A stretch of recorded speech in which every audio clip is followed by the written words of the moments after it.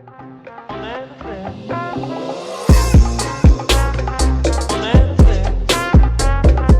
and welcome to the One Take Show, a podcast where we celebrate incredible conversation with some fantastic people. And in this package of incredible conversations, I bring to you this episode where I'm speaking to Ms. Shibani Gokhale. Shibani is a video journalist. She primarily works with Yahoo, News Canada, and is also a contributor to the Quint. She has her own series called Broken Down. In this episode, she talks about her experience in the law school, that is ILS Pune, and how she pursued journalism in Columbia University. She also talks about the intersection between law and journalism and how law students can exploit opportunities in journalism. If you like this episode, make sure you like, share and subscribe to the channel. If you have any suggestions or feedbacks, make sure you can drop me a comment or reach out to me. I would love either way. And ladies and gentlemen, let's jump right in.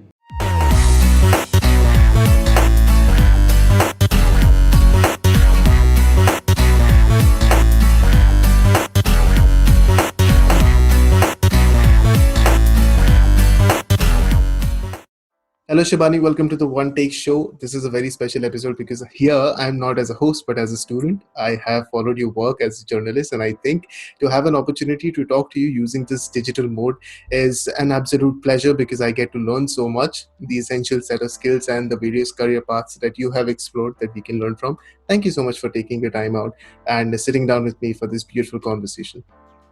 No, thank you so much for having me. I'm so excited. I look forward to talking to you and helping you and other students any way I can. Perfect. So your Instagram bio says that you're a lawyer turned journalist. How exactly that happened? So the idea that you were in a law school in India, what was that like? What inspired you to get into law in the very first place? And what was your experience in the law school?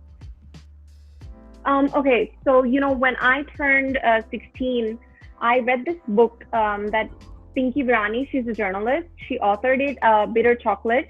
It was about child sexual abuse in India. And, she travels all over the country recording instances of sexual abuse against children.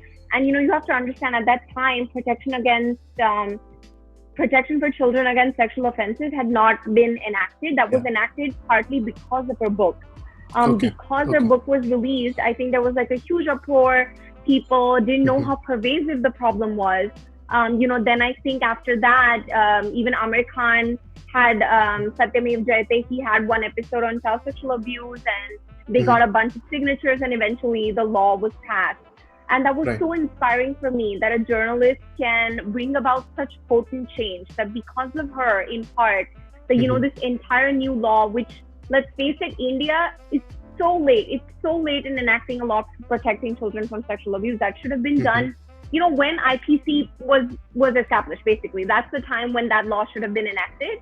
So that was so amazing. It was so inspiring for me. I think that was in part when I decided I would become a journalist. And I was going to move to Canada and do my bachelor's here. But my grandmother fell sick back in India, and I thought, I'd rather stay with her. So I decided to go to ILS, which is, like 5 minutes from my grandmother's house. So I was like, I'll stay with her and then I'll just go 5 minutes away, because I felt like, law and journalism are connected. And for me, if not a journalist, then my second option was to become a lawyer, because I was really interested in human rights. If you don't mind, I ask you, you said that law and journalism are connected. I don't want to skip that part because that's really interesting. Why do you say it's connected in a way? So what I think is that, especially now, and especially the kind of journalism that I'm doing, right? I'm really focused on political and legal journalism. I think the foundation of that is in law. Because I'm a lawyer, I have such an easy understanding of policy. It takes me, say, for example, I've been reporting on immigration. President Trump has been passing the F1, H1B, all those new things. Every time a new rule is passed, it takes me 5 minutes to read the document, then, write up a script and then quickly create a video around that. So I think having a legal background is really useful in that sense.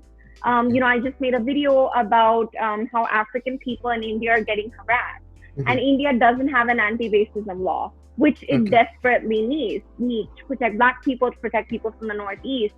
It's really easy for me to understand why India needs an anti-racism law. I don't need to dig any deeper. I already know that, I know what happened with the Base Barua Committee. I already know what guidelines Supreme Court laid out in 2014. those it just makes it easier for me to report, which is why I say that law and journalism are intrinsically connected. But I will elaborate on that even more. Perfect. So yeah, I think that was the reason I decided to go to law school, because I thought, if not journalism, then I would become a lawyer, was my thought process at the time. Okay. I went to law school. I really enjoyed it. I think my partner and my best friend, actually, she's been with me since childhood, and we ended up at ILS together. We won this moot court competition in second year. I think it was like a public international law moot court. It was my first experience talking about the law in public, in front of people, and it was really exciting. And I loved that. It was like an adrenaline rush, it felt like a shot, and I was like, wow, this is amazing. And I sort of got hooked on the moots. So we did quite a bit. We also ended up doing Jessup, I think in the 5th year. But by then I had decided not to become a lawyer. I loved my work as a lawyer. I loved the law, but I don't want to practice being a lawyer. I think what I want to do is I want to make law accessible to the regular people. Okay.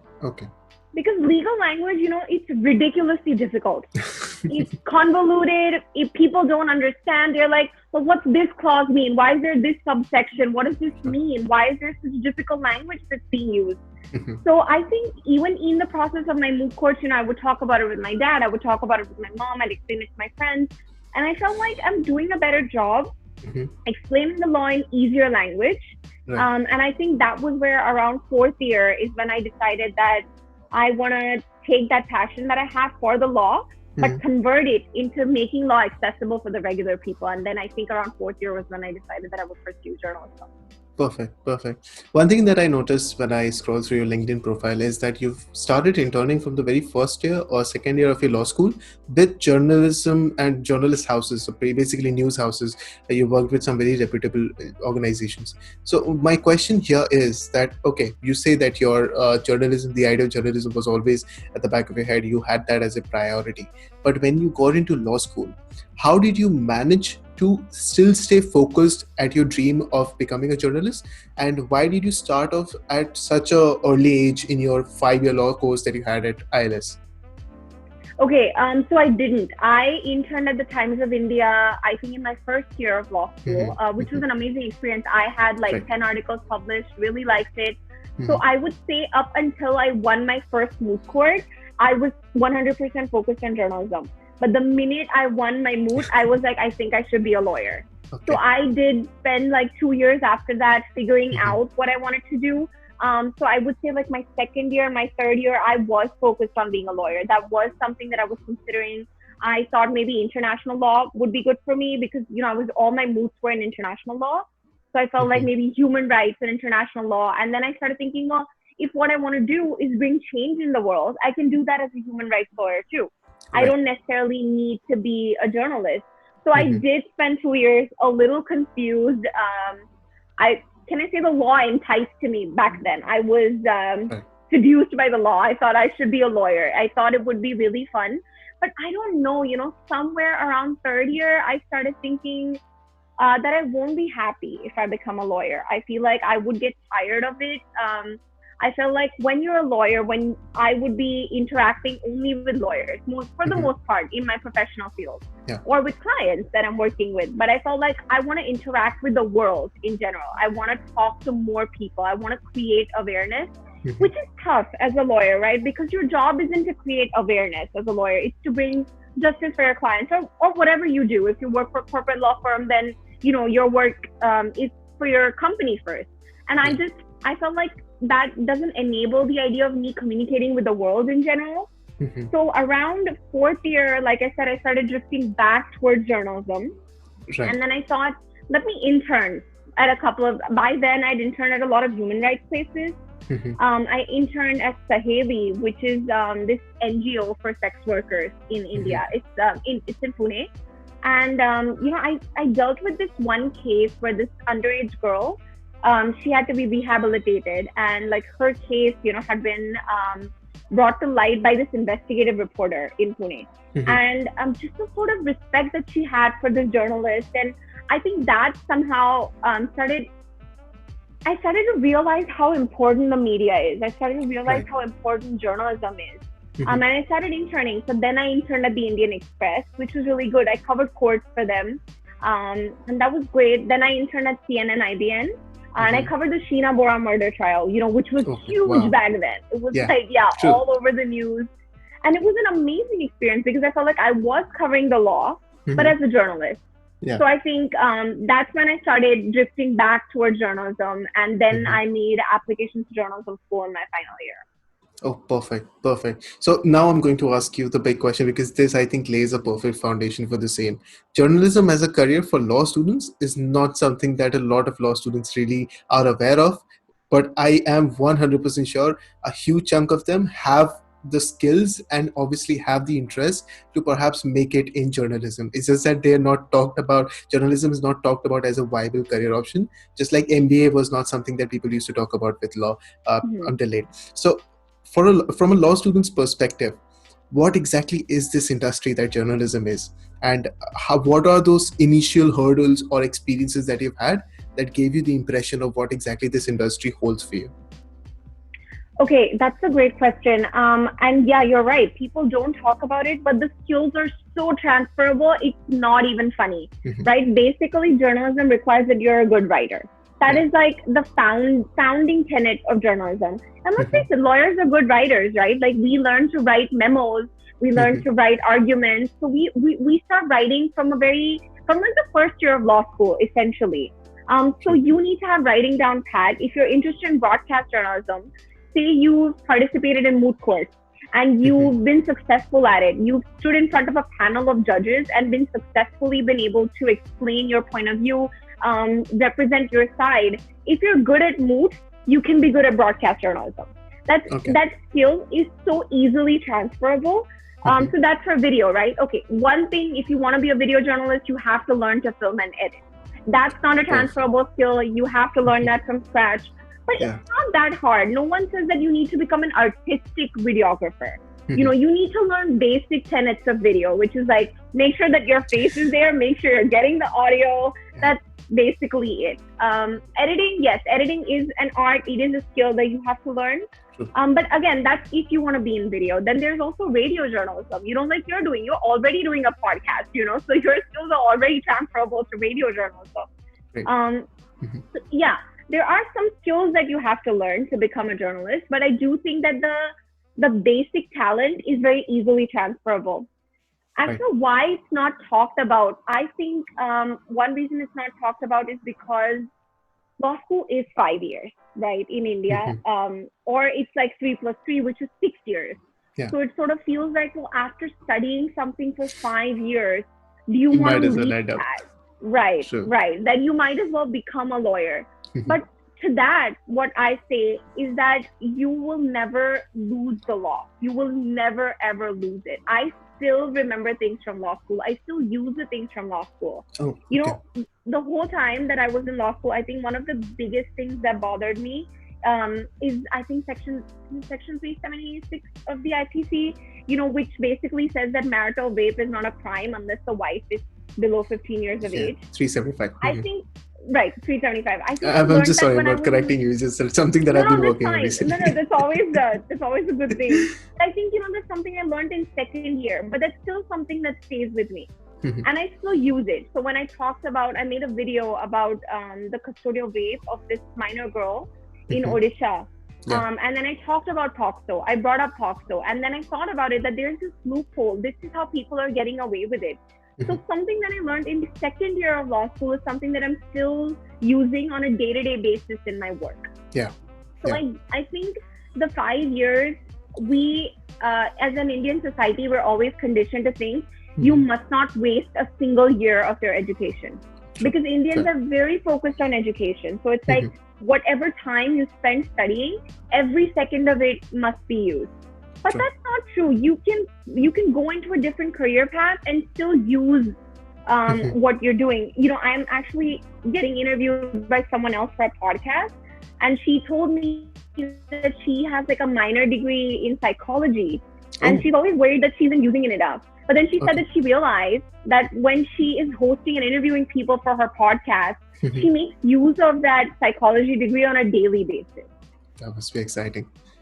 Yeah. Exactly, which is what I think, that education doesn't go to waste. You can always use it. You can choose to become a legal correspondent. We need legal correspondents. People don't understand the law. The regular people don't understand the law. They're so confused by it. They're like, why is it so convoluted? Why are these words being used? So we need legal correspondents. So I really think it's a great career path. Yes, you don't earn as much as you would in the legal field. That's an unfortunate fact, unless you're a broadcast journalist. And it takes time to reach that level. I think as a lawyer, you can start earning more money at a younger age. As a journalist, you can. It's a limitation of the profession, right? You just don't earn a significant amount of money until you are on TV for 9 p.m. news at some point in your life. That's the unfortunate fact. If you're okay with that, then journalism is a truly viable career for law students. Perfect. So when you entered this industry, that journalism was perhaps an opening for you. I mean, obviously you worked previously through internships and different other modes. But when you entered the industry, what were the major challenges that you faced? Perhaps when you moved to Colombia, and then perhaps the change in environment and change in scope, what were the major challenges that you faced at that point of time? That's a good question. I went to Columbia University straight from law school. So, I graduated in June, and in September, I was starting journalism at Columbia. Yeah. It was daunting. I am surprised I still got into Columbia. Sometimes I'm still like, how did I get in? I had no journalism background by then. I had 3 internships. That's hardly enough, to justify getting a master's degree at an Ivy League university. I actually spoke to one of my professors. I was like, I'm really surprised that I got in. I applied to Columbia as a gag. Like I said, I was going to move to Canada. Like, my dad's a Canadian citizen. I'd always planned on moving to Canada. I'd applied for my master's to Canadian universities. And, Columbia is the best journalism school in the world. So I applied to Columbia for fun. I was like, well, you have to apply to the best school. If you get in, well, then good. If not, you don't lose anything by an application. Okay. And I had to go once I got in, right? There's no way to say no to Columbia. So I asked one of my professors, how did I get in? How did that happen?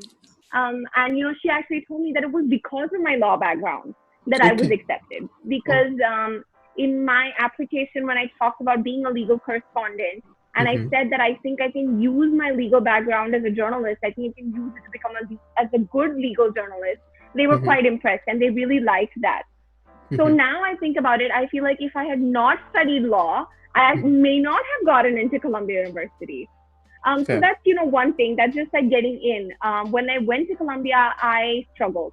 The first 3 months were a huge struggle. I dealt with imposter syndrome. I was suddenly working with these people who had been journalists for 2-3 years that were reporting. They already had published pieces in like the New Yorker. And, for me, who had never had anything published in a huge non-Indian company, it was daunting for me. And I was scared. I was worried. I struggled with self-doubt a little bit. I thought, well, I think my articles are not as good. My videos are not as good. I think it took me 3 months of constantly telling myself, well, you got in for a reason. You got in for a reason. So you have to keep fighting. So it was hard. I would say if any lawyer if a law student is interested in pursuing journalism, there may be something in taking 1 year off between law school and journalism and actually working somewhere in India as a journalist. I think that would be hugely beneficial before starting journalism school. So I did struggle with the imposter syndrome for 3 months, but eventually I got into it. Once I picked, and you know what, I realized that in the first 3 months, the only thing I was struggling with were technical skills, like video editing, video filming, things like that, things that I'd never done in my entire life that maybe my peers had in different circumstances. So I think once I picked up the technical skills, I was like, well, I'm already a journalist. Journalism was not the problem. It was more of the technical skills that were an issue for me. And once I picked those up, I was fine. And then my experience at Columbia was truly amazing. It was exhausting. We were working 16-hour days. barely sleeping 5 to 6 hours at night. We would be at the university at night, working in the library at all hours of the morning. So it was exhausting, but it was an amazing, fulfilling, enriching experience. I think my 1 year at Columbia has truly made me the person that I am today. Like all of my skills that I learned at Columbia. So truly, I'm very grateful. And I think that 1 year was hard. It was really hard, like one of the hardest years of my life, just because you were working so much, but I am grateful for it. Perfect. And of all these struggles, and I understand this is a rather sensitive question, but of all these struggles that you faced in Colombia, also in the industry when you started working, were any of these struggles very specific to a fact that you were a woman or women face struggles in the industry as against men? Because I'm instructed to ask this question to every female guest that I have on my podcast by my female friends, that ask them about the struggles and how did they overcome it. No, that's a great question. It's a valid question. I do not think that I faced any problems in Colombia because of being a woman, not in the university itself. What I did struggle with being a woman is that as a journalist, sometimes you have to go cover stories at night. And you have to, and I was covering the Bronx. So what we did in Colombia is like we developed beat reporting. So like the Bronx was my beat. And I would go to the Bronx, I would report on the stories. And I don't know if you've heard, Bronx can be dangerous. It's not a given, right? I feel like there is some stereotyping. Don't get me wrong. I don't subscribe to those stereotypes. There are areas of the Bronx which can be dangerous. They can be more dangerous for a woman. So I think reporting as a journalist, as a woman, is a little scary because you may have to interview criminals. You may have to talk to someone who has committed a crime in the past. You may have to go out into the field after 10 p.m. It is a little scary walking down the street, and you have gear, a really expensive $3,000 worth of gear with you. You could get robbed. So I think as a woman, if you're a video journalist, that is, right, you have a lot of expensive gear with you. So I think that as a woman was a struggle.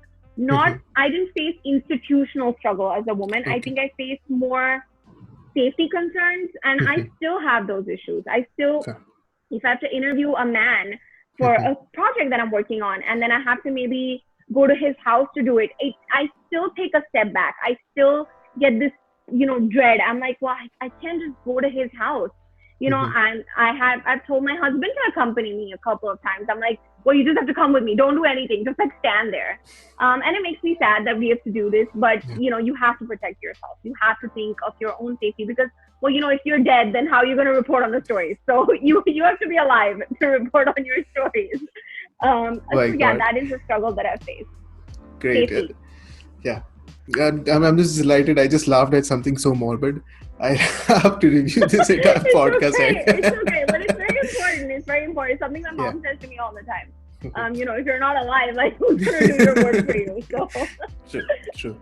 So my last set of questions for you is that in journalism, for any law student, if today you had to look back at yourself when you were in the law school, and you have to talk to yourself and give yourself the advice that you are going to enter into the field of journalism, or you're considering the option of journalism as a plausible area of work, what all things should we keep in mind? What all certain set of skills, this is very specific to set of skills out of a question, what all skills should we acquire, or what all things should we work on in order to become more of a suitable candidate to increase our chances to succeed in this industry? That's a very good question. I think if I could go back in time and do something different to prepare myself more for my journalism career, what I would do is self-publishing. I think that people are so averse to self-publishing because it sort of feels like a loss. It feels like, well, I need to be published by media houses only. But why? Who says that? Who says you need to be published by media houses? Nobody says that. It's still work. There's still clips. That's what I would do if I could go back in time and be like, well, you need to gain some skill stats. You don't need to depend only on internships. You don't need to wait only for the summer to work. You can do it all the time. You can do it year round. You can publish one article a week. That will take maybe 1 day of work, but it's worth it. So that is a great thing. If you're interested in video, buy a camera. I didn't do it. I sometimes feel like, why didn't I just buy a camera back when I was in law school and start filming myself? Buy a camera, start filming yourself, start subscribing to Adobe tutorials on YouTube. Start learning how Mm-hmm. to edit. Learn some basic skills in your free time. I Right. think that's excellent advice to give to any law student who aspires to be a journalist. Use Medium. Write articles, publish them. Contact journalists on LinkedIn. Ask them if they have maybe 1 hour every week Mm-hmm. to just sort of go over the articles that you've written. Just give you pointers. It doesn't take that much commitment on their part to like invest 1 hour a week. That's very doable. Yeah. So do that. Reach out to senior journalists, which I think is something that I wish I had done. For sure. I feel like I would have struggled less for the first 3 months in Columbia if I had picked up more technical skills while I was in law school. But, like I said, I did struggle with whether or not I wanted to become a lawyer for a couple of years, which is why I guess I didn't hone my journalism skills in that time because I was so focused on mooting. I was so focused on law school exams. But yeah, if you're sure, you're already confident, you know what you want to do, nothing wrong with self-publishing, and just start picking up skills. Perfect. YouTube has everything these days, True. Now I'm going to ask you a very selfish question, and I say this out loud because my question is that you must have encountered that one instance or that one set of skill or that one idea that would have transformed the way you perform in perhaps video recording or while hosting something. And let me just give you a little bit of example. For me, when I try host a podcast, earlier I used to be extremely sort of nervous because I used to think that I'm performing on something, but then Mr. Matt Abraham's advice that to think of it as a conversation has helped me a lot. So I think I do better now. What was that kind of a very little thing that would have made a big difference in your area of work? Because this is something I would like to pick up on so that I can improve. No, that's amazing. I feel like I have a social anxiety to some extent. Okay. It's not in the sense that I can't socialize with people. It makes me anxious when I'm going on camera. I can't explain it. I feel people are going to judge me. I feel people are going to talk about my hair. People are going to talk about my face. People are going to, these are irrational thoughts to a great extent. Most people focus on your content. Most people. I will say there are some people that will talk about your appearance, and that can hurt. It can hurt. So one thing for video journalism is you have to develop a thicker skin. It's just, what it is. People will talk about you. Another thing that I've struggled with is my accent. I am a code switcher, right? When I was in India, I speak in the Indian accent. When I'm in North America, I speak in the North American accent because my dad's Canadian. I was in Canada for some time when I was a kid. I spent a lot of time in the US. It's natural to me. That's what happens. And I think I have always felt really nervous. One of my videos, I think the F1 video that I made about the new F1 visa regulations was picked up by the Quint. So the Quint, published it on their social media channels, and a couple of the comments were about my accent, like, oh, well, why don't you talk in an American accent? And that kind of hurts. It's like, well, what about the content? Like, I made a 5-minute video breaking down, this new order, and the only thing you're talking about is my accent. So that it can hurt. So my greatest advice to anyone who's interested in video journalism is to develop a thicker skin and be confident with yourself. Now I've decided that whenever I do, say, like media interviews, say whenever I go on camera, I've picked an accent because I live in Canada. It just makes more sense to me personally. So I just go with it. And I have to develop a thick skin. I know some people are probably going to comment on it. It's what it is. I know there are journalists. I know female reporters who get comments about their weight all the time. Like people are constantly saying horrible things to them, that you look like an elephant on camera. You should not even be reporting the news. You should be behind the camera. And those comments can hurt.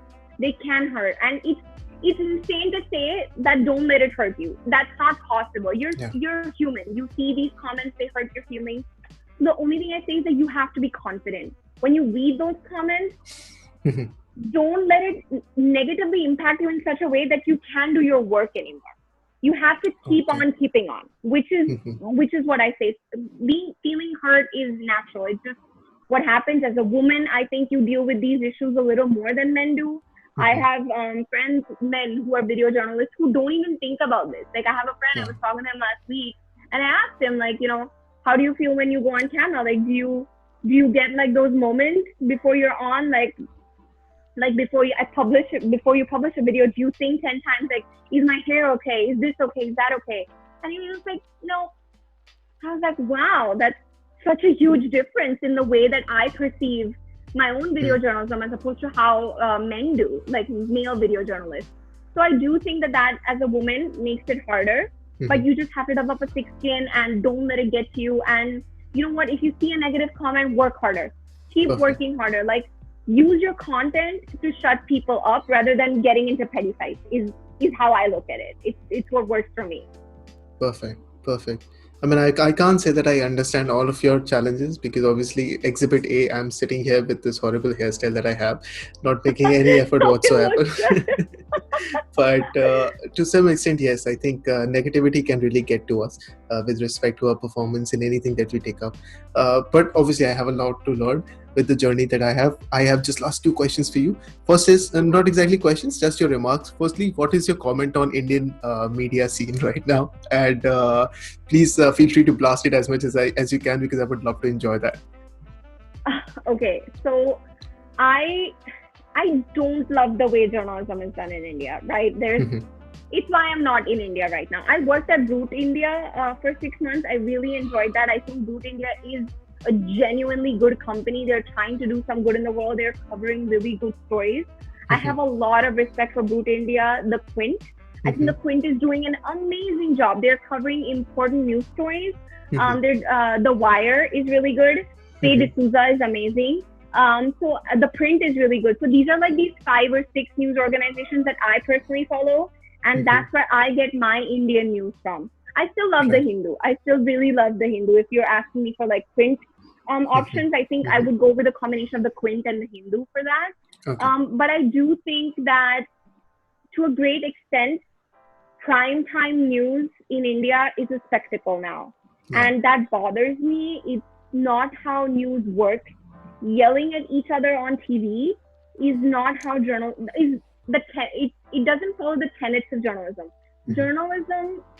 Journalists aim to create awareness. The entire point of being a journalist is you're on the side of the common man. You're not on the side of the lawyers. You're not on the side of the politicians. You're not on the side of the big companies. You're not on the side of the lobbyists. You are on the side of the people. And I think that some journalists in India have forgotten that. They have forgotten that journalists are a voice of the people. They bring awareness. They're supposed to create change without being the change. Like, they're not activists, right? So we don't introduce legislations. We don't create petitions. That is what activists do. But journalists' job is to bring the issue to them and tell them that, look, this is a problem. Someone needs to do something about it.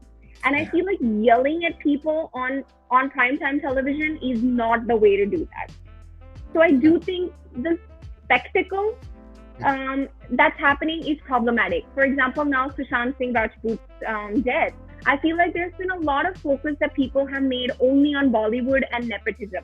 While that is true, there is nepotism in Bollywood. There's no denying that. But I feel like the media needs to give equal or more attention to mental health. They need to be talking about suicide. They need to be running statistics on how many people have committed suicides in 2020. Why is that problematic?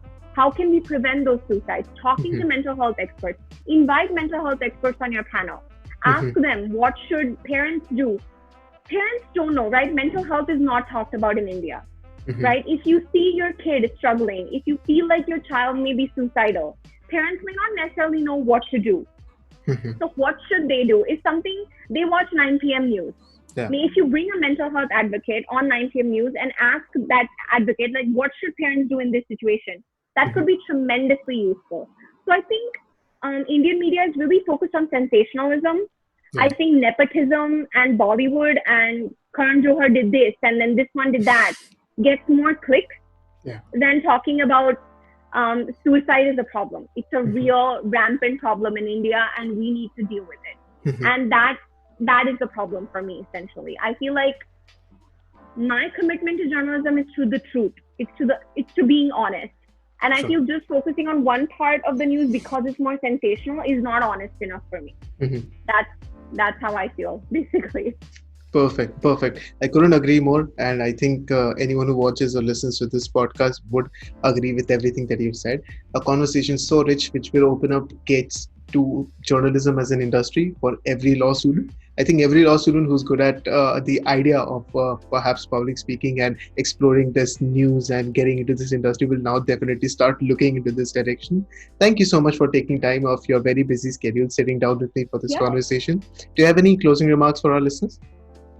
So I just want to say one thing. I think people get scared to put themselves out there. And I want to encourage people to do that. I think it's important to put yourself out there. It's important to create content. I think that is the one thing that the COVID-19 pandemic, I think has been really good for me in the sense that I started creating my own content, which is not for any companies. I've never done that before, right? Like I went straight from Columbia to New York Law Journal. I interned there for 3 months. I only wrote articles for the New York Law Journal. I went straight to Attention, only made videos for Attention. I made like 120 videos for them. I didn't even have time to create my own content. From there, I went straight to Brut. I made videos for Brut. Then I went straight to Yahoo, making videos for Yahoo. I never took a step back and thought, what content do I want to create? What content do I want the name Shibani Gokhale or Bani SG attached to? And I think that is something that I did in this pandemic. And I thought, why am I not making my own videos? If I want to talk about an issue, why don't I just, plop a camera down in front of me, do the research, state the facts, and edit my own videos? Like, why are we so scared of doing that? It's a fear of failure, right? Like, you're scared. If I make a video, put it out, people don't like it, or I don't get enough views, I don't get enough likes, I don't get enough comments, then what happens? But the fact is, you put your word out there, you put your face out there. Maybe 10 people watched it. Maybe it inspired 2 people, but that's enough. So I think that's my advice to people. Don't be afraid of creating content. Go out there and just self-publish. Just do it. I think it's really useful. Perfect. Sorry about that. That's completely fine. I just want to thank you for this amazing opportunity that I've had to have this conversation with you. I had a wonderful time. I hope you had a good time too. Oh my God, it was amazing. Such a great conversation. Thank you. Thank you so much, Shibani. I think this conversation is going to help a lot of students. Thank you for your time. I hope so. Thank you so much. Thank you.